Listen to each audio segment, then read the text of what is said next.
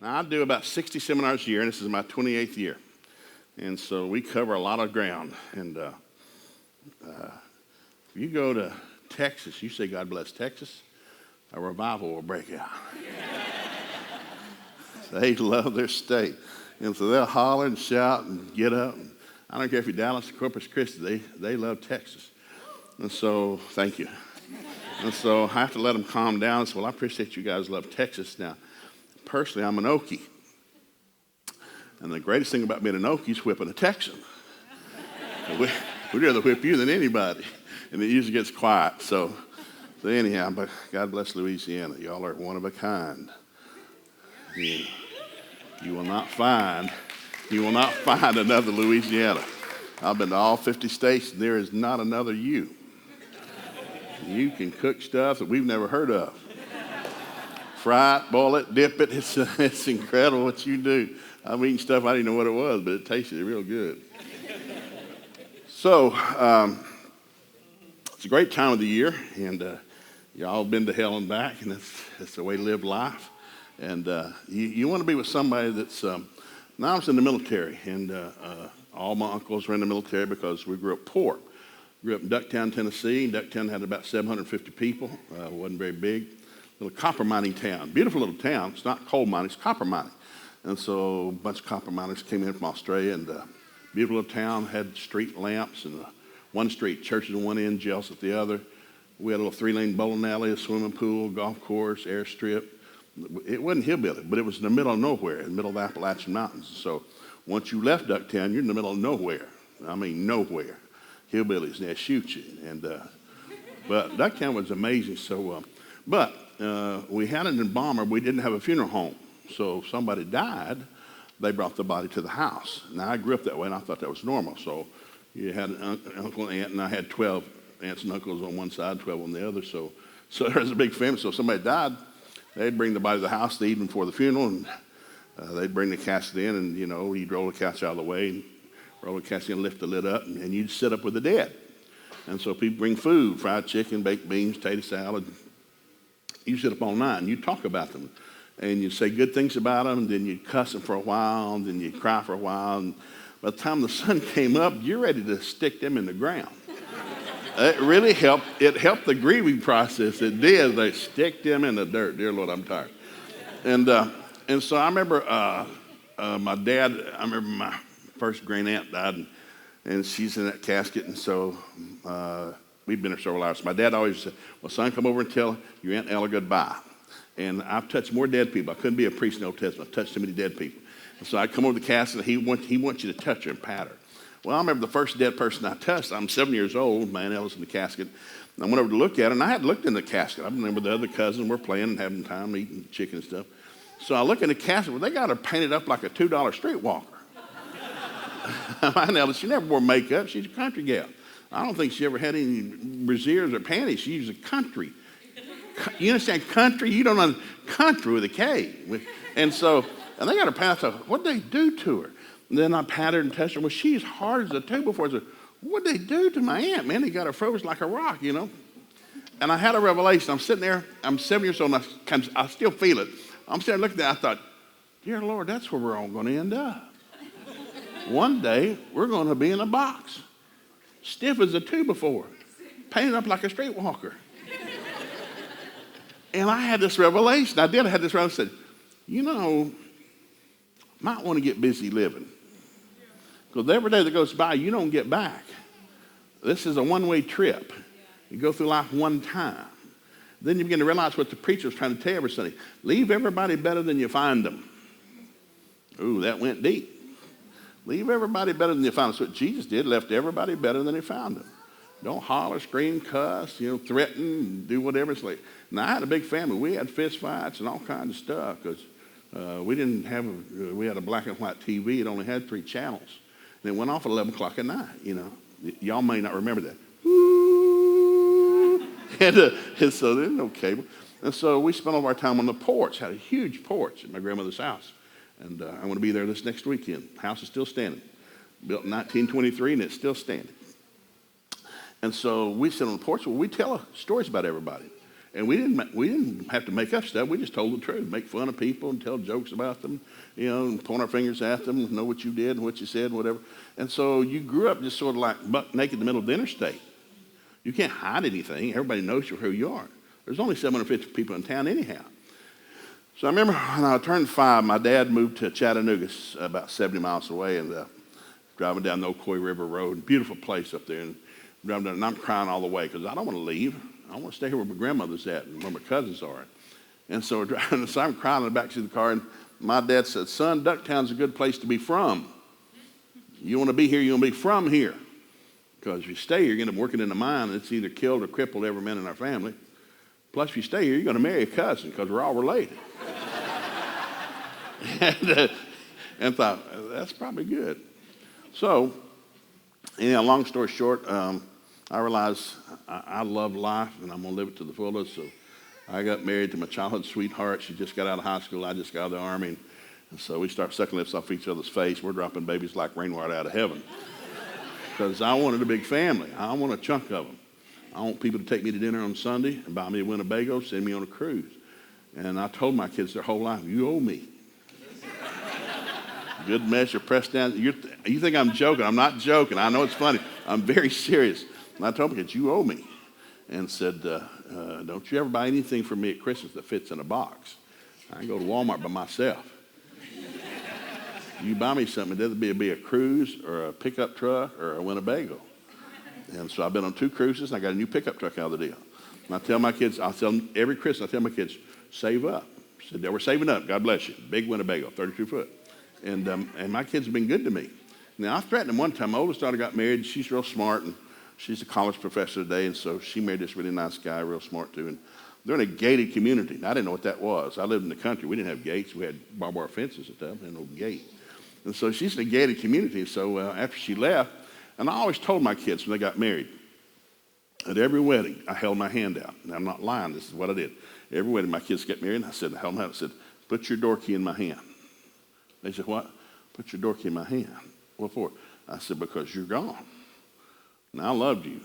I birthed you and bathed you, taught you how to talk and walk, diagram a sentence, pass algebra, got you a date for the prom, got you out of high school, got you into college, bought your first car, fixed your crooked teeth. Ho, ho, ho. Santa Claus has left the building. So I just paid for your wedding. It's the last dime you'll ever get from me. And I love you, and I've been very good, and I got the canceled checks to prove it. No more. So put your key in my home. Don't you ever come back to my house unless I invite you. Now, I know it's to offend somebody, so don't send the nasty letters. I'm not going to read them anyhow. But I'm trying to tell you the truth. Children are a gift from God. God gives us children. They came from Him. We're to train them up and give them back to Him. This is not a permanent deal. And so the whole goal is to train them up and get them raised, and hopefully you can get a good job and get you educated and then go somewhere, marry somebody else, start your own family. So I told my kids, you come back to my house, don't you ever come to my house unless you call first. Now I live way out in the country. Got an old barn house I built years ago, and on the side of what they call a mountain in Oklahoma. It's not a mountain. They just think it's a hill. And so, but I live out in the middle of nowhere. I live at the end of a 1 7/10 miles of dirt road. You don't drive past my house. Because when I went to Oklahoma, I've been working as an engineer. God had blessed me in my business, so God called me to the ministry. I go back, going to Bible school. So 2 years later, I'm broke as dirt. Don't have 2 diamonds to rub together. And so I got to build a house, and it's the only house I could afford. So I spent years building it. So it's just a barn house. And I found it in a magazine at a grocery store. And I kind of sketched a picture out and took this guy. I said, can you build this house? He said, sure. I said, well, I got $50,000. That's all. So when you run out of money, stop. That's it. So then that's what he did. But I raised all my kids in that house in the middle of nowhere. And I tried to teach my kids, I want you to grow up and do something in life. And so the whole idea is you're supposed to find out what you're good at. Because no 2 people are the same. No 2 people have the same thumbprint, the same voice print. We're all different. Now, we come from the same family, but we're not the same at all. And so God's a creative God. If you ever go to the zoo, we got a great zoo in Tulsa, and you go to the monkey section of the zoo, it's incredible. They got all kinds of monkeys, orangutans, gorillas, chimpanzees. They got this one monkey with a fluorescent rump. It's like God was making the animals one day, I think he did it all one day. So he's get to the monkeys. And so this one monkey, he's walking away. He said, now come back here, monkey. And so he shaved his rump. So he's walking away. Now come back here, I'll do something else. Then he painted it fluorescent pink. And there's a real monkey with a fluorescent pink rump. And God did that on purpose. He did. They got this beetle in South Africa that shoots a ball of fire out of his rump. Now I got the National Geographic film. They made it, and so I bought it. And so he's got eyeballs sitting on top of his head. He's about 2 inches long. He got 2 eyeballs sitting on top of his head. He can look forward with one eyeball and behind him with the other eyeball. He looked 2 directions at one time. And so he's up there, and he's this little beetle. So he's eating some wheatgrass on the National Geographic film. He's swaying in the wind, eating this wheatgrass, looking around. Well, this praying mantis sees him. Praying mantis loves to eat anything. So here comes a praying mantis. This is a true story. Praying mantis coming up the thing. So the beetle's looking at him. Well, when he gets close, the beetle has the ability, when he eats that wheatgrass, he's got 2 cylinders in his rump. And so when he releases gas, it produces a flame. He shoots a 2-inch flame out of his rump. I'm not making this up, really. The truth is so much better. And so about the time the praying mantis bites down his backside, he went, and the praying mantis' head just disappeared. Now, for years, when I became a school administrator after being an engineer for all those years, because I love studying facts. I love facts. That's what an engineer does. I was what they call a process engineer. I worked for 3 companies, 4 years each. They hired me to make things better. I'm not a design engineer. I'm not a mechanical engineer. I'm not an electrical engineer. I'm a process engineer. People hire me to make things work better. The company hires me. I have a year. Whatever they make, I have a year to make that product, make us more money, and make it faster. I'm to improve the process. That's what I did. Well, when I got in ministry, they said, "What are you in charge? You in charge of family ministry? What am I going to do with them? Well, help them. What's wrong with them? Well, they're broke. And they'll tell you they're busting their marriage, their relationships, their money." So I realized someone was church staff, and so I had to start. I said, "Well, I can't get to all of them. We'll start Sunday night. Let's have a class on Sunday night." So I started a class on Sunday night called Biblical Parenting 101, because I had 6 kids, and they thought I knew something about parenting. And I don't. I know how to have them. I don't know what to do with them once they show up. I've not read that book yet. I don't know. I'm just loving sucking lips off my wife's face. We just run a big family. So I'm teaching. So I learned about parenting, teaching for 8 years, every Sunday.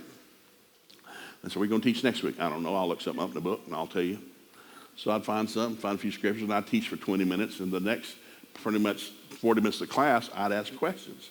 And so anybody ever dealt with this? And the lady said, "Yes." So what'd you do? She'd tell me. I said, "No, that's not good."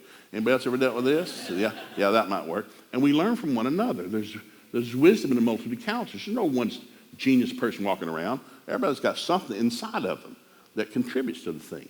So that's what a family is. A family is not just one smart person. It's a lot of people that are half smart, but you put them together, they're real smart. So 2 are better than 1. So thus we get back to the marriage. So when I started teaching, I realized, well, I'm an engineer, so I'm teaching on family. So I had to get my Bible, because this is the textbook we came with. By the way, volume 2 is not coming out. God's hanging with volume 1. You can go ahead and read it. It's not going to change. Now I read the New Living Translation. I'm not left to King James. I study King James, look up stuff. But I don't speak King James. I speak modern English. So the New Living Translation is like a greased banana peel. And so I really like it. So I thought, well, let's go back to the beginning. So I went to the beginning. So let's start with the family. If I'm working with family, I'm the family minister is what they tell me. And so I'm working with family. So I got to go back. Well, what happened to the family?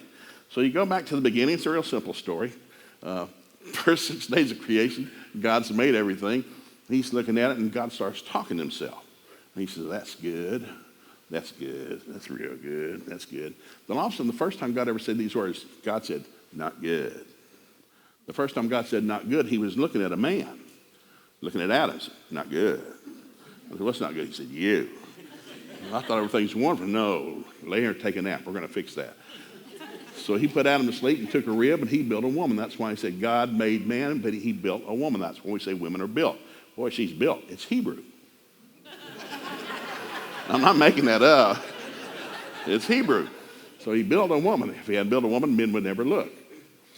So we got Adam and Eve, and everything's wonderful. Weather's perfect, clothes are cheap, food's free. We're buck naked in the garden, we're having a really good time. Well, the problem is you have to read the whole Bible. Or you got to read it a lot, too. And so before Adam and Eve in the garden, there were the three big angels, Michael, Gabriel, and Lucifer. And Lucifer was the anointed cherub that covered. He sat over the throne of God. So for eons of time passed, before there was an earth, before there was things as we know it, there were the archangels, and there were so many angels, the Bible says you can't number them. There are too many to count. So one day, Lucifer gets a stupid thought. Goes down to the angelic union hall, and he meets with the angels. He says, boys, I can take this old man, talking about God. And the Bible says 1/3 of the stupid angels stood up and said, we think you can too. And 1/3 of the angels that you can't count followed Lucifer out of the angelic union hall and went and tried to remove God from the throne. Now, they asked Jesus when he came to earth, have you ever seen the devil? And he said, yes. I said, what did he look like? He said, he looked like a lightning bolt coming out of heaven. He got fired from his job. Because God did not make the earth void and without form, as it says in Genesis 1:1, Genesis 1:2. God doesn't make anything void without form. God makes everything perfect. He's perfect. So what happened to the earth? Well, the devil came down there and tore the place up. So God has to recreate the earth, and so he makes something called a human. What are you going to do? Well, I'm going to replace my third of the angels with something lower than an angel, but has authority over the angels. Now, you got to read the scriptures, but it's all in there. So he makes Adam, and he's got Eve. So then the God, well, Lucifer's already down here, and he's mad. He's lost his job. Now, Lucifer does not have horns. He doesn't puke green stuff. His head does not whirl around. If you read Isaiah, Lucifer is the single most beautiful thing God ever made. He's really pretty. The kings of the earth, it says in Isaiah, at the judgment will ask God, and they're going to point, because Lucifer will be there at the judgment, and they're going to ask God, is that the devil? And God said, yeah. And they said, well, where's his horns? What? Where's his horns? He doesn't have any horns.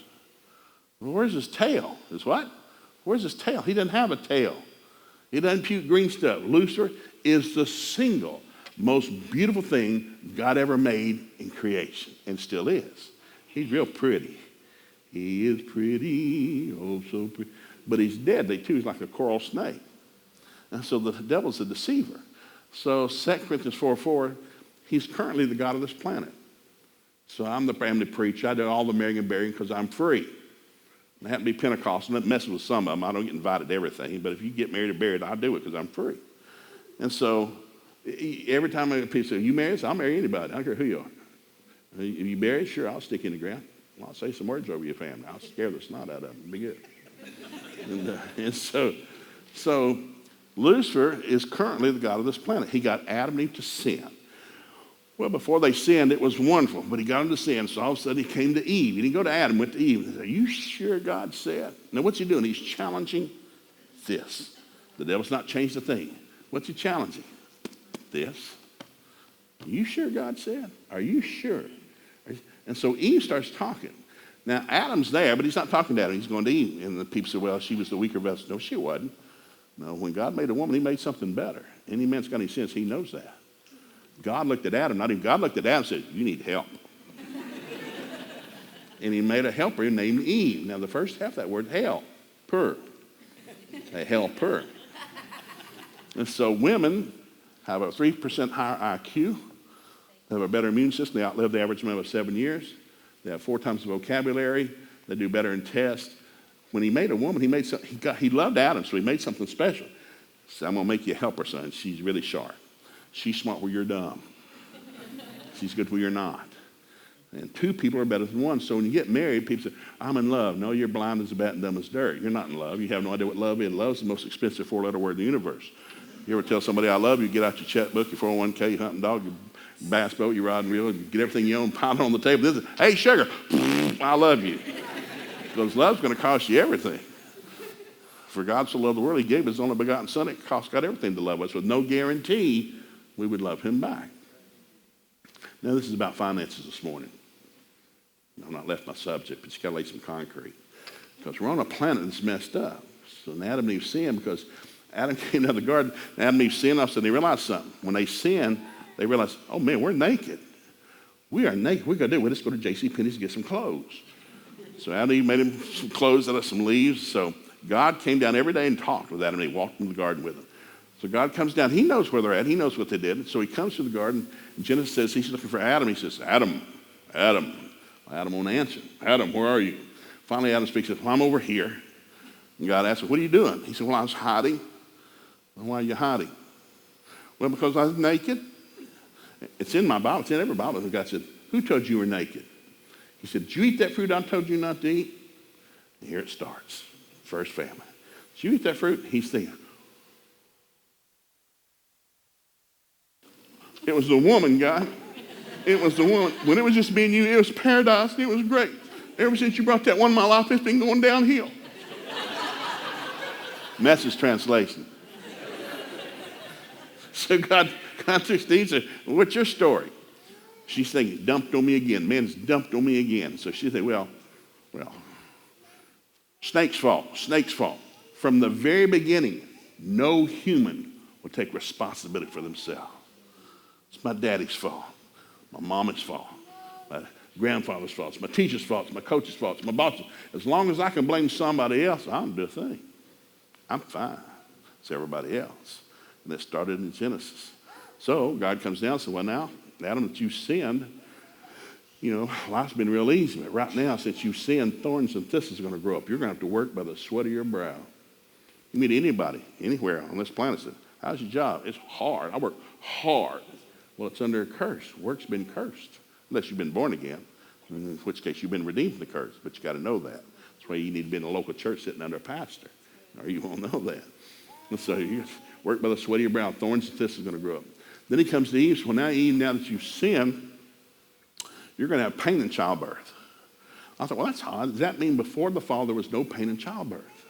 It must have been like having a baby. It was like spitting out a watermelon seed.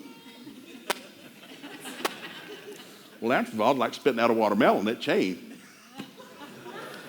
And so God said, you're going to have pain in childbirth. And not only that, your desire is going to be to rule over your husband, but he will ruthlessly rule over you. So male chauvinism and women's liberation were not born in the 60s. They were born in the Garden of Eden. So every marriage went south.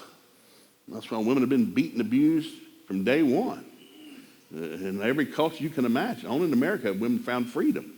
Not in any other country. Because hell hates a woman.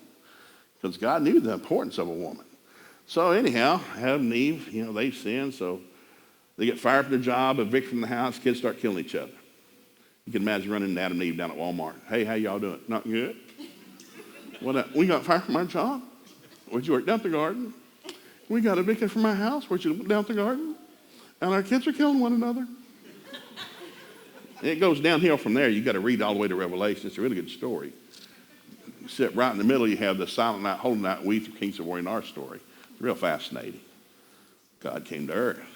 Because God's watching all this. He's not stupid. He knew man was going to go stupid before he ever went stupid. So you imagine God the Father, God the Son, God the Holy Spirit. They're watching this thing with Adam and Eve being evicted. And you can just hear the conversation. God looks at the son and says, look at him, son. Went stupid on me. I knew he was going to go stupid. Look at him. Son shot his foot off. Well, I'm going to have to fix it. You're the one I got. I'm going to have to send you down there to fix it. But you can't go like you. A human lost it. A human's got to get it back. So I have to shove you in that mother's womb. Now I'm going to say she's going to shove you out. And you're going to spend 30 years just figuring out who you are. Once you do, they're going to try to kill you and shove you off a cliff, nail you to a cross. It's going to get ugly. You have to go to hell for 3 days. Can you imagine Jesus listening to that thing? Well, not my fault. I'm not going. It's not my fault. And I deal with marriages all the time. People that are born again and go to church. And they'll sit in my office, spirit-filled Christian. Well, it's not my fault. Man, what a thumbsucker. Did you ever read your Bible? Yeah, it's your fault. It's all your fault. So I tell people, when I teach our men's retreats, I say, listen, gentlemen, if it happens in your house, it's your fault. I don't care what your kid did. I don't care how old they are, what your wife did. Whatever happens in your home, your fault. You are the head of your home. You're the salvation of your home. You're the redeemer of your home. You're the fixer of your home. It starts with you. That's why most men, it's not my fault, that's why most men won't become real men. And that's why 50% of the time in America, it's men that are running away from the family, not women. What's happened? They can't handle the pressure. Men don't like looking stupid. We got to brag. We got to peel our tires out of a red light and cut the mufflers. I'm a real man. No, you're a doofus. Bless your heart. You're a thumb-sucking doofus. You know, a guy, we still have it in my town. The guys pull off a red light. We got 6-lane highways. I said, that's a man. He doesn't know who he is yet. Bless his heart. Anyhow, back to the sermon. So you've got this situation now on this planet where God can't even send his son to earth because he's got a problem. I can't go to earth. I gave the earth to Adam and Eve. Now you got to get this so you understand what's going on. Because people come out and say, why did God let this happen, Brother Joe? I'm usually Joe unless it's a preacher thing. Then I'm Brother Joe. Why did God let this happen? I said, God didn't let this happen. Somebody's died. Somebody got killed in a car wreck. Somebody got shot in a war. Why did God let this happen? God's not in charge. Sure, he's God. He's God Almighty. No, not down here. He's not allowed down here. God is not allowed on this planet. God's not allowed down here. That's what we call prayer. God will only come down here when somebody invites him. So my family, I did one for all of them. I'm the surviving member. All my aunts and uncles are dead. We buried everybody except me. I'm still here. And I'm going to be here a long time. I had 2 aunts that would be 100. I got one that's 104 in Topeka, Kansas. We live for stinking ever. We're not holy. We're just meaner than snot. We won't die. And so I'm going to be here a long time. So I always believed, I remember when I watched those funerals as a kid, I thought, I'm going to the finish line. I'm not leaving early. And I've had relatives, well, I'm just ready to go to heaven. Not me, dear God. I'm the last person off this planet. When we get to heaven, there'll be dirt under my fingernails. I'll tell Jesus, hey, I locked the door. I was the last one off the planet. I'm staying here forever. I want to be a blessing because whatever treasures I have in heaven were based on what I did for people down here. So the minute I stopped living down here, I stopped laying up treasure. I don't care. Well, there are mansions in heaven, and they're all different sizes. It's not government housing. Some places big mansions, some places a log cabin on the lake somewhere. I want the big mansion.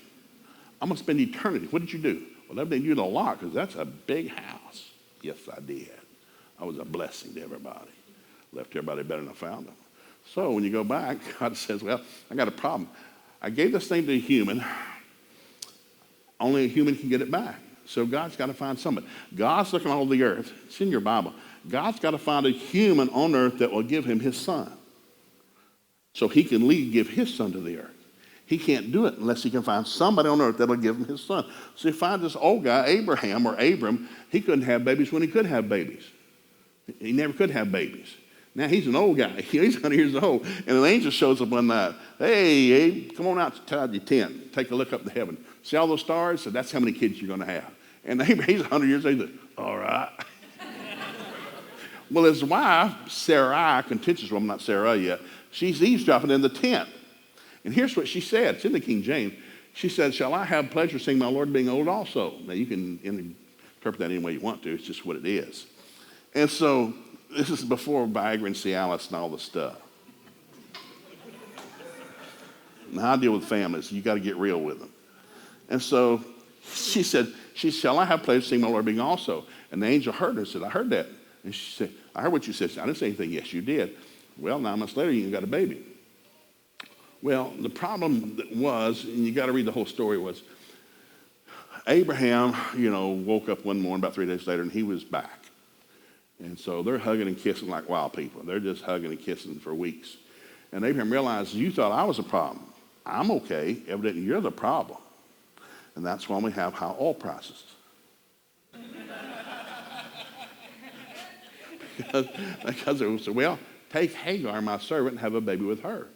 So we got Ishmael before Isaac. And so, finally Isaac's born. And so we got these 2 boys fighting all the time. So God speaks to Abraham one night and says, you got to kick that other woman out of the house. What? You got to kick that other woman out of the house. I'll take care of her, but you got to kick her out. Because this was my plan. That wasn't my plan. You got involved. You messed the plan up, but I'll take care of it. This is my plan. It's Isaac, not Ishmael. So they kicks her out. So they're out in the desert. And they're out there dying. They're starving, man. They're thirsty. And so she's thinking, I'm dead. I'm dying. And the angel shows up. No. God knew what was going to happen. And so you're going to be blessed. You'll be highly favored. And it's a lot of words, but in other words, I'm going to make a prince out of your son. And she did. That's where the Arab nations came from. Ishmael. And they're rich as all snot because God promised to bless them. They'll be wealthy. God can't lie. But it was Isaac he was looking for. Why? I got to find somebody that'll give me a son. So Isaac turns 18. They go down where, have you ever been to Israel? The Temple Mount where the Muslim thing is now, before the Muslim thing was built. It was just a rock. So Abraham went there every year to offer sacrifice to God. Well, this year he goes. And they went every year. And, of course, the servants come with them. They stay at the foot of the mountain. Abraham and Isaac go to the top of the mountain. They build the altar and got the wood, get ready to build the fire. All of a sudden, Isaac tells his dad, we forgot the sacrifice. We forgot to bring a sheep. And he says, no, son, lay in here. I'm going to tie you up and tell you a story. So his dad ties him up. And so here's the story. And Abraham, the father of our faith, the guy we follow, the father of faith, raised a knife over his son. He's going to kill him. Because God told him, you got to offer me your son. So he said, okay. He's just taking it by faith. So the knife goes up, and God saw his heart. He said, in your heart, you just gave me your son. He said, no, stop. Have a lamb caught in the thicket. Use that for the sacrifice. So that's where it became, now we got the whole Old Testament thing of building the tabernacle and the temple. That's a temporary thing. The day Jesus died on the cross, the veil in the temple was torn top to bottom. No more sacrifice, no more bulls, no more goats, no more sheep. It's our faith in what one man did, God's son. He died for us. It's the blood of Jesus. Now, we're teaching on money. If you don't know you've been redeemed from the curse of the law, which is poverty, sickness, and death, you'll live under it until Jesus comes to get you. Because you got to do it by faith. Without faith, we cannot please God. Without faith, we don't whip the devil. It's do you believe what God said? It's not your IQ. It's not your GPA. Now, I was a school administrator for 10 years, taught high school students. And I collected biographies, 1,206 in 10 years. I taught 170 days a year. This one course called Biblical Worldview. So I collected 1,206 biographies of people who are millionaires and billionaires but never finished school. Most never finished high school. And I collected stories. I said, guys, these guys became millionaires and billionaires. They don't have a degree. They never finished school. Some didn't finish elementary school. They became filthy, stinking rich because they used their gift. Everybody's been gifted by God. You might not have been in the gifted class. You weren't in the gifted schoolroom, but you're gifted or God live. Everybody has a gift. Your job is to find out what your gift is. Quit trying to be like somebody else. I had high school kids one time. I would go home late, walk through the gym, out in the parking lot, and I went through one, even my boys' basketball team. They had lowered the goal down to about 6 foot, and they had this little sissy women's trampoline. They used for, women have a practice day Friday morning church. And they're running down that floor, hitting that trampoline, and dunking that basketball. So I walked in, and I said, hey, come here. And I said, we trying to break your neck? You're going to break your neck doing that. That thing's not going to stay on that floor. I said, get the goal back up. Real men don't play on 6 foot goals. Real men play 8 foot goals. And I said, get Michael Jordan's picture off your home. You're not Mike. Mike can jump. He can shoot. He can play. Go look in the mirror. You're not Mike. You barely make a free throw. Quit trying to be something you're not. And so our whole society is based, well, I want to be like them. I got that poster up and this poster up. You're not them. You're you. As soon as you find out who you are and you start being you, you're going to be very successful. But most people's life, they're chasing somebody else. I want to wear what they wear and drive what they drive and talk like they talk. You're a doofus. Be who God made you to be. But we get kind of lost in the thing. So here's what we're going to do. It's a real simple story. This is Pastor, you got to hold hand up when I'm through because you know me. So you wave at me, that's when I'm through. Seriously, okay? Now, this is the old administrator stuff. These are old papers. I've got files. You can't believe how many files I got. And so most people use an iPad when they teach today. I still don't. I have an iPhone. I hate that. I was born in 1951. I like real paper. I want to touch it, crinkle it up, and write on it. And so I can't do that on my computer. I'll destroy the computer. I started loading it up, and I got lost. I don't know where it is. It's lost. And so anyhow, this is in our history, and I've taught history for years, high school kids. I've said there have been 8 major catastrophes historically in America financially. And so we've been through tough times before. People think, well, is this the end? No, it's not the end. COVID will pass. They'll find a cure. Most people get a shot. A lot of them won't, but most people will. And then in another year, another flu will break out from Wuhan, and Duhan. Now, I'm not making fun, so don't write me any nasty letters. When I was a kid, we had one church. Had no bathroom, no air conditioning, no heat. It was a one-room church still on the hill in Turtletown, Tennessee. And so never locked. Nobody locked it. So if anybody got the measles, you call the family. Hey, Bill Bob's got the measles. I'll meet you at church. So at our show at church, we play with our cousin all day long so we could catch the measles. When somebody got the mumps, hey, Frank's got the mumps. We'll see you at church. Well, you play with your cousin all day so you get the mumps. You get the chicken pox. We try to get the disease as early as we can and get it over with. Well, most people are running from the disease. You know, when the polio vaccine came out, I remember we went to our local church, got the sugar cube. Hey, this is the cure for polio. And they were soaking that cube. I can't get polio. Well, you didn't know back then because you were a doofus. You know what they just gave you? What? They just gave you polio. They didn't have a cure for polio. They gave you polio to help your immune system build itself up against it. Well, all people's immune systems are the same. Some people died of polio when they sucked that sugar cube. It didn't make a lot of news, but you can find it. You can get encyclopedia and look it up if you want to. And so they're kind of playing with it all the time. So I said, listen, the flu's been around forever. You know, new flu, Wuhan flu, and the Shuhan flu. There's going to be a new flu. It's going to come up. You need to stay as healthy as you can. Drink your 8 glasses of water a day. Take your vitamins. Stay as healthy as you can. You know, don't sit up late at night. God designed the human to sleep 8 hours of life. God made a human to sleep a third of their life. What's this thing going to do? Well, it's going to sleep a third of its life.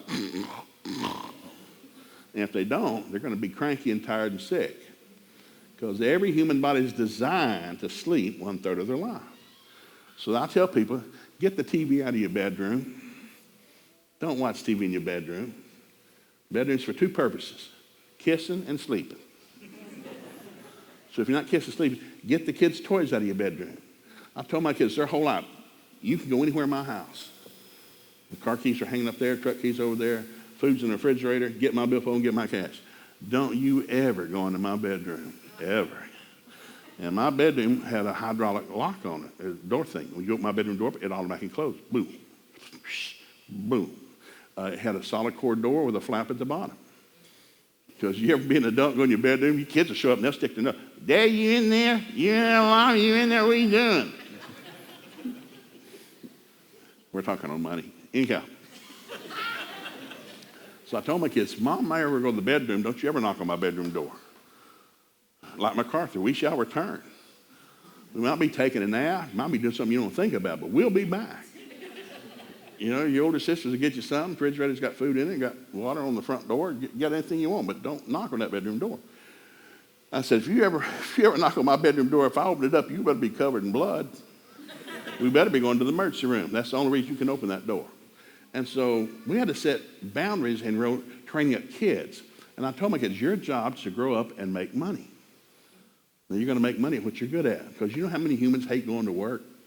Well, I told my kids, well, you shouldn't hate going to work. If you hate going to work, we got a problem. You should love going to work.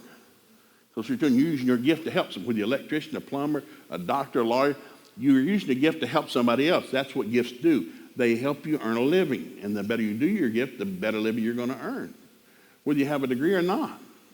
Again, I told all my high school kids, most of these wealthy billionaire people have never finished elementary school. They didn't. And so, you know, I'll cover some of the stories tonight. It's like, it's a gift. Find out what you like doing. Don't do what you don't like doing. So this is what I did. I told the kids, just read these real quick. These are the 8 major things.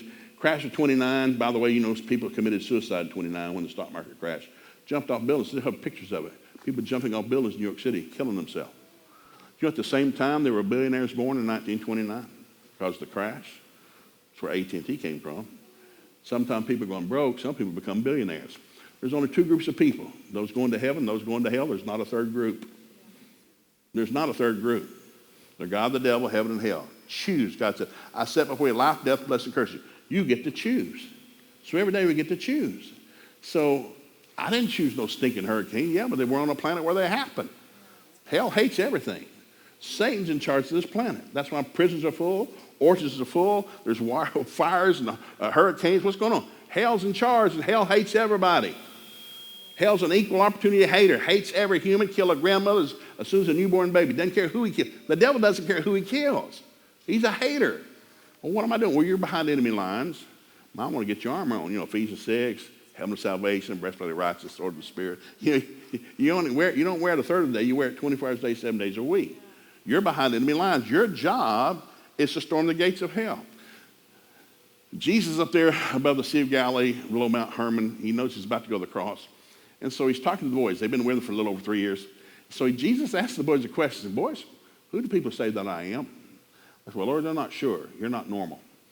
You're a former famous person who's come back from the dead. And we said, well, who do you think I am? So Peter spoke up and said, well, you're the man. You're the Christ. You're the one we've been waiting on. He said, son, flesh and blood did not reveal this to you, but my Father which is in heaven. And based on the fact you know who I am and why I'm here, based on that fact alone, I'm going to build a church, and the gates of hell will not prevail against us. Now you got to think about that. Gate. What's a gate? Well, it keeps people out. He said the gates of hell. Hell's taken over everything. Stole life, money, prosperity. Hell's a thief. John 10:10, the devil steals, he kills, he destroys. Our job is to resist the devil, not cry about it. Dear God, I guess we're going broke. I don't think we're ever going to recover. It's just worse than it's ever been. Well, shut up. Sing another sad song. You know, what's the matter with you? I don't sing stupid. And so my kids knew when I was a parent, I wouldn't let them sing stupid because I got born again Spirit-filled early. I realized, what is it? You are what you feed on. As a man thinks his heart, so is he. So I thought, we're not going to feed on stupid. We're not going to watch stupid. We're not going to listen to stupid. So I was kind of a overseer of that stuff. So I remember renting some videos. It's Christmas time, and we're bringing some kids home from college, can't afford to go home. We're going to be at our house for about 4 or 5 days, have a hayride and a cookout, try to bless them as best we can. So Blockbuster Video was still in business. So we're renting some movies in Blockbuster 2 days before Christmas. We're in there, so I'm over the counter. I said, hey, I'm asking my oldest daughter, she's a senior in college. Hey, what do we rent? She said, well, Dad, we're getting It's a Mad, Mad, Mad, Mad World. Yeah, that's funny. I like that. What else are we getting? She said, we're going to get the Titanic. The what? Titanic. Now, Dad, we've got a VCR that screens out all the sex and the 4-letter words. It's going to be a real clean movie. I said, have they changed into that movie? I'm serious. I'm not making this up. She said, what? Does that boat still sink into that movie? Yes, that's the Titanic. I said, how long is that movie? Well, it's about 3 hours. Baby, I'd rather go home and shove a toothpick under my fingernail and sit there for 3 hours than to spend $8 and watch that boat sink. And my college degree daughter said, well, it's a true story. Yeah, people burning in hell is a true story. I won't be watching that either. I'll be in heaven saddling my horse and eating dinner. I don't watch stupid, listen to stupid, or sing stupid. Watch guard your heart with all diligence rather than the issues of life. We got a society that's wide open, feeding on anything. Shut that stupid off. Because I got movies in my house. I got a big screen. Now it's a honking drive-in movie theater in my house. What is it? Whoa. What do you watch? Good stuff? All in's good. I don't watch what doesn't end good. My first wife passed away. We were married for 45 years and dropped those 6 babies, and she went to heaven about 4 years ago, and I got remarried a couple years ago, and it shocked everybody. You get married? Yeah, I'm not dead yet. I think I like to kiss somebody, wake up next to somebody, drink some coffee with somebody, have a fight with somebody, and make up with somebody. I think I'd like that, and so I did. So I married somebody totally different, my first wife. They don't look the same, act the same. You know, they're totally different, but we are in love. So we're going to watch a movie together one night, and I said, what are we watching? She said, well, what's the name of this? I said, well, how's it end? She said, well, I'm not going to tell you. I said, well, I'm not going to watch it. She said, what? Yeah, I don't know. If I don't know how it ends, I'm not watching it. I don't watch stupid. Well, I'm not going to tell you because that would ruin the movie. It won't ruin it for me. I watch stuff all the time, and I know exactly how it's going to end. That's why I watch it. I enjoy old movies. So most movies I watch were made before 1950. The good guy always wins. It's before we got smart, started making where the bad guy won. I don't watch a movie where the bad guy wins because I read my Bible. It's the best book, the greatest book. Revelation has the only promise of all 66 books. It is the only book that says, blessed are those who hear and understand the words of this book, Revelation, because it ends real stinking good. Devil burns in hell. We go to heaven, eat dinner. It's real, real good. Happy time. So it's a great book because that's scary. No, but get to the back. It ends real good. So to this day, I get people born again all the time and say, what should I start? Should I start in John? No, forget John. Go to Revelation. Start at the end. So this is what I tell everybody ever gets saved. Start at Revelation and read there. That's where you're going to end. It ends real good. So the rest of it will be wonderful. So I've had to teach my wife that if it doesn't end out good, I don't watch it. So it took about a year. She'd get mad. I mean, we're newlyweds. She still get mad. I said, I'm not watching. I don't know how it ends. So she had to learn. Joe only watches movies that end good, and he'll watch the same movie 50 times. Yeah, because it ends good. It makes me happy. Other movie, I can tell you exactly. Don't tell me, well, it's going to end real good. I love this movie. And so we have to guard your heart. We're living in a society today trying to feed us information all the time, just like the Wuhan thing. Some came out of China and they closed Disney World. They closed what? They shut Disney World down. They don't ever shut Disney World down. What Wuhan did, and they're still closed, is shut it down. And it's like, and then you got to stay 6 feet apart and wear a mask until Jesus comes. Like, I hate those masks. Now I wear them. I've got to. Now my governor's a real liberal. My mayor's real, my mayor's liberal. My governor's conservative. So in the state you don't have to wear them, but in my town you have to wear them. So we don't eat in town. We go to Broken Arrow next door and eat over there. We're not spending money in our town.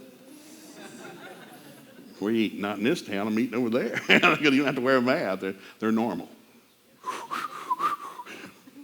Now I'm not making fun of anything. You have to be cautious. You have to be wise. Watch what you do, where you go. Wash your hands a lot. Stay clean and don't get in anybody's face. So anyhow, that's all I got to say about that. I'm out of time, so I'm going to close with this and one other thing. These are the 8 major things. Crash 29, World War I. I had a family that was in World War I. That was a nasty time. The world was at war. About went stupid. Well, that got over that, and then we went to World War II, Millions died.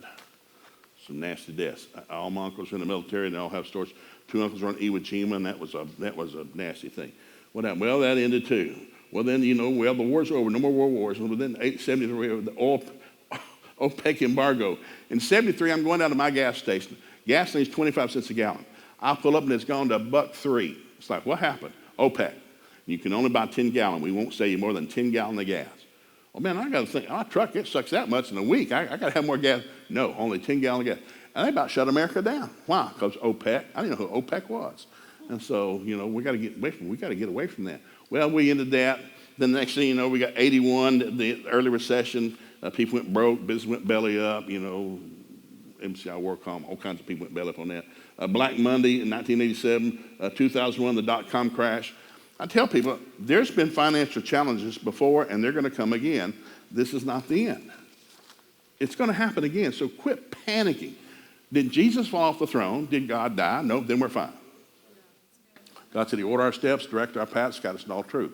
So I've been laid off twice. I went to my company. I work for a great company, Old Masson. I pull in the gate, and the guard says, you don't work anymore. Yes, I do. I'm a lab technician working on the 3rd floor. No, they sold this company to a company in Belgium. And I said, I don't go to Belgium. They didn't invite you, son. They're taking the plant. They're not taking you. And I realized, and so people were out the gate burning wood in the barrel, and I thought, well, there's no future in that. I came home to my husband. What'd you do today, Shiver? I burned wood in the barrel. That won't go over good. So I got to find a job. So I found the unemployment office, and I went in and said, what kind of job do you want? I'll take any job you got. Well, what kind of job are you good at? I'll take any job. I have no job. I need a job. And so we need to take a test. I want to take a test. I just need a job. So they made me take a test. This heathen came out about 30 minutes later, cigarette hanging in his mouth, and said, Mr. McGee, we recommend you look for a job in one of these 3 areas. Stay away from everything else. Evidently, I wasn't too good at much stuff. And so one of the things I could be good at was I would be a good engineer. I couldn't even spell engineer, so I got 2 E's or 1. Long story short, went back to night school for 7 years, and I became an engineer. Why did you become an engineer? The unemployment office said I should. Made a good living at it. Sometimes you have to have other people tell you. So anyhow, I go through this whole process, and I realized it doesn't matter what happens, and I had another plant company shut down on me. What'd you do? Well, I'm going to find another job. We're going to see her cry, protest, burn wood? No, I'm going to get another job. A job beats no job. And so today's society, for years, my dad worked the same plant for 40 years. So did my father-in-law. Retired from there. Great retirement. DuPont, big plant. Well, they closed it down. It doesn't have 7,000 employees today. It's got 617, and they make half what my dad made, and there's no retirement. Things have changed. New age has popped up. But God didn't die. There's still money. There's money everywhere. But you got to go look for it. It's not coming to your door and knocking on your door. So what are you going to do? Well, I'm going to have to find a way of making a living. What are we going to do? Well, I'll do something. I got a buddy, man, that he goes around the country. He works for an insurance company. He's down here because when the tornado thing hit, that's where he shows up. Hurricanes, tornadoes. He makes a fortune. Brings his wife, his 2 kids. They rent a trailer somewhere in the trailer park, and he starts making bids for insurance companies. I cannot imagine. It insults you if you knew how much money he's making. We do. I make money off people that lost everything. What? Oh, yeah, people, they've lost everything. And you learn it. And he has a really good insurance policy for everything. You realize some people don't have any insurance. You need insurance. That's a good thought. And so you learn, how'd you learn this? Well, because where he worked in Claremore, his company went belly up. And somebody said, hey, you want to do bids for insurance? I've never done that. 2 weeks, we can teach you how. But another buddy in North Carolina did the same thing. We went on houses that lost the roof. We do. Well, I'm going to give bids for roofs. Well, he realized after about a month, said, I'm starting to get bids. I need to start doing this. So a lady asked me one time, hey, can you paint? I give bids for roofs. Can you paint? Yeah, I know how to paint. You paint my house? Big old home, millionaire neighborhood. We started painting. 3 years later, he owns a painting business with 8 employees. How'd you get this money? I went through hell. How'd you get rich? I lost everything. Every time you lose something, God says, whatever a door closes, he'll open a bigger one, better one somewhere else. So don't stare at the shut door. I'm going to wait for it to open back up. Well, it's not going to open up, big boy. It's going to find you another door. Oh, that was so good. So I'll give you this in closing. I'll go over the detail of this tonight. This is my high school kids. So I'll end with this. It's real positive. You need to know 4 things about money, and I'll cover them all tonight. You'll get them to be real positive, be really funny, entertaining. It's in my book. It's an 8-hour seminar. I'm going to give it to you in 15 minutes tonight. 3 John 2, beloved, I wish above all things that you would prosper and be in health as your soul prospers. Your financial condition is tied to your soul. What do you believe about God? Do you believe you're blessed? No, I'm dumb. I didn't ask about dumb. I didn't ask about your IQ. Do you believe you're blessed? Well, I don't know. Well, if you don't, you will never be. As a man thinks his heart, so is it. Jesus is going to cast the devil out. This kid keeps throwing himself in the fire, trying to commit suicide. So Jesus asked the Father, he said the disciples couldn't cast the devil out. It was meaner than they were. And so he said, get me to do it. And he asked the dad, Jesus asked the dad, he said, do you believe I can do this? And dad said, I don't know, is it important? Yeah. Now I'm God here in the human body, but I am limited. I'm God. I made the universe, but I'm limited by what you believe I can do. I'm limited by what you believe I can do. So the dad said, well, Lord, I believe, help my unbelief. She said, I can do that too. So he not only helped him, he helped him with his unbelief, and the kid got delivered. He never had a problem again. God's looking for somebody to show himself strong in. It's not the hell. Everybody's been through hell, people. There's nobody on this planet that's not been through some kind of hell. Somebody died, somebody wrecked, something happened, somebody got disease.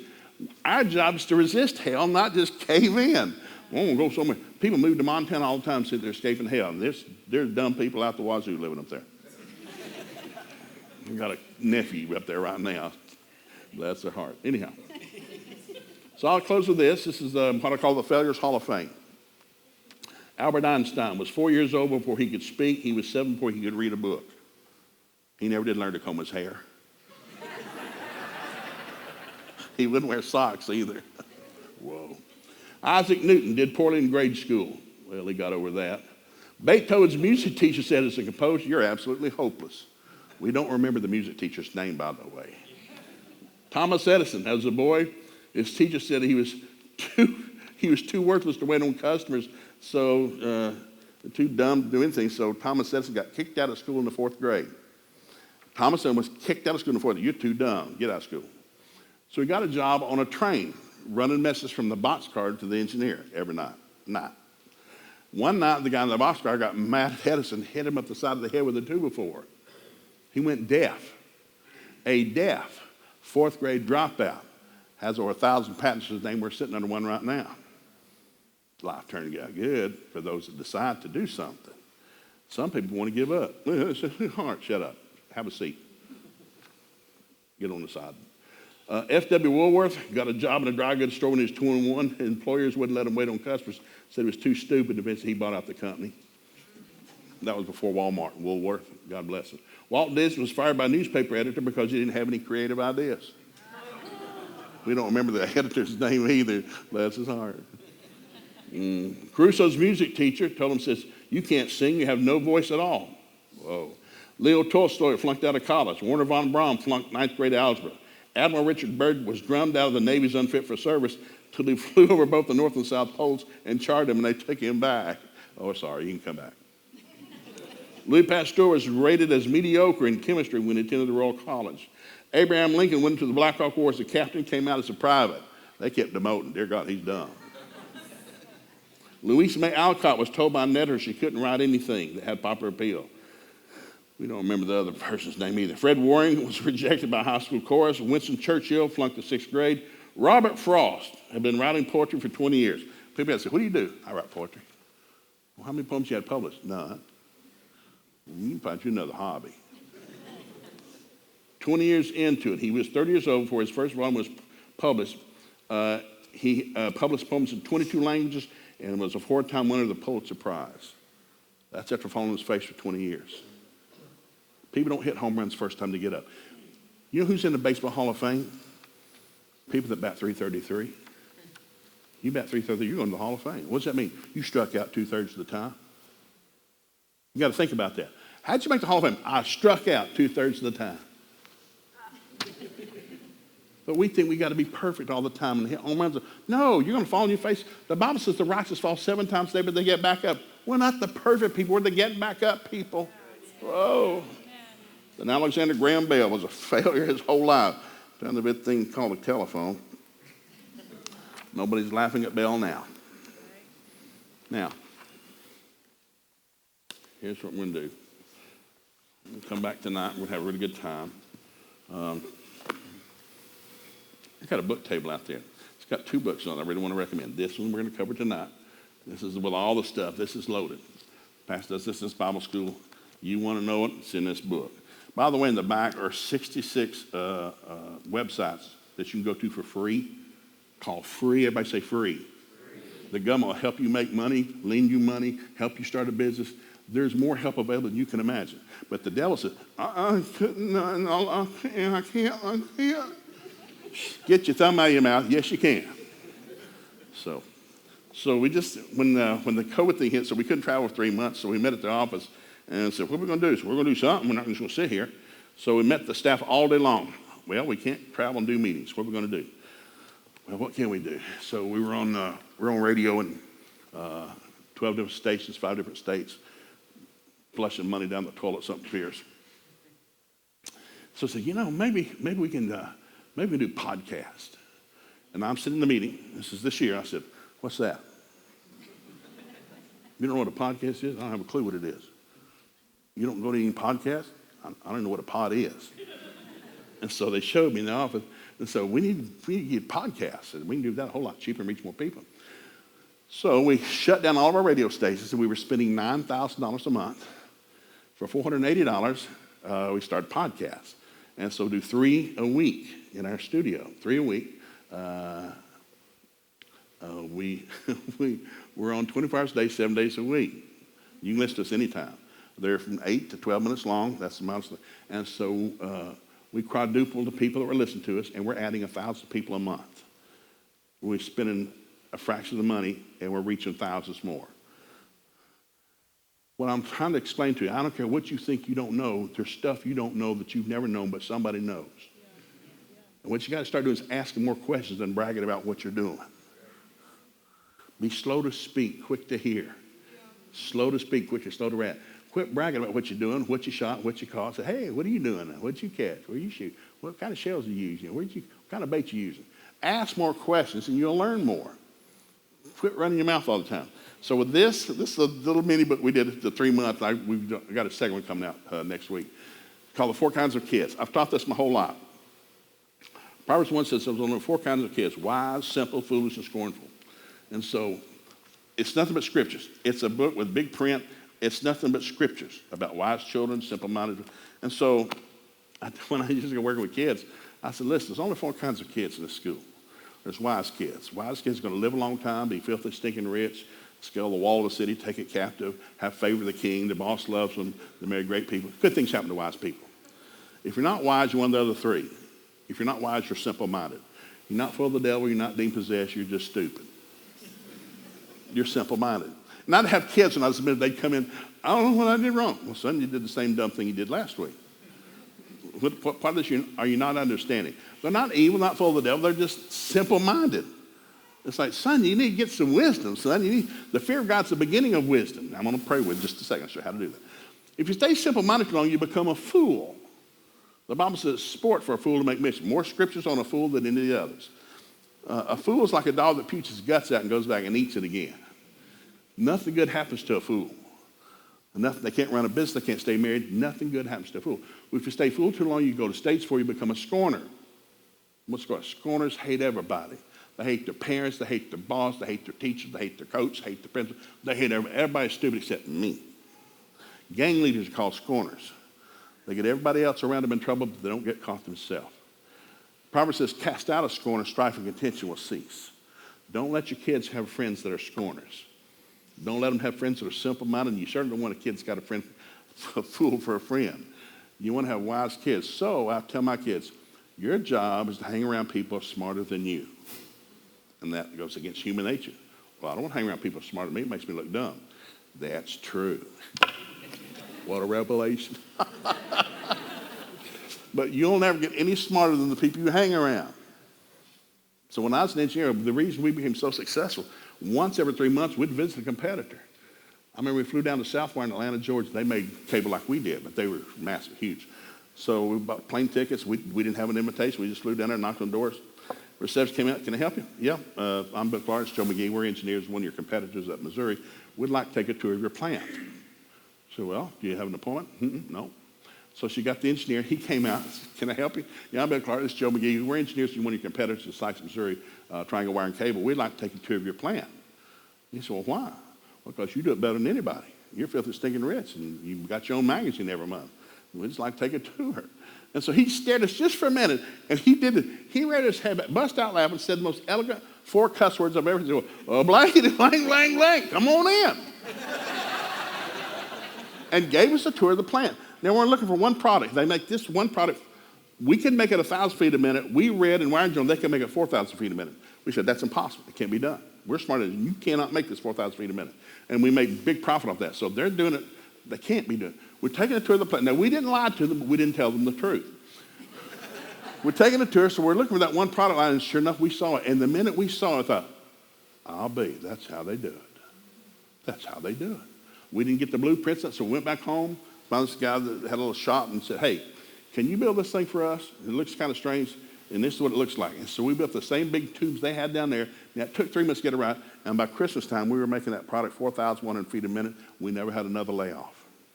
The point of that is, money, anything you do, somebody, somewhere, knows more than you do. But they're not going to tell you until you ask them. Pride goes before a fall.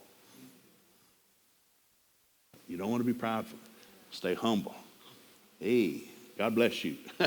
So when you get around somebody, don't talk about what you did. Ask them what they did. And they'll empty their whole brain on the table. You take it home with you.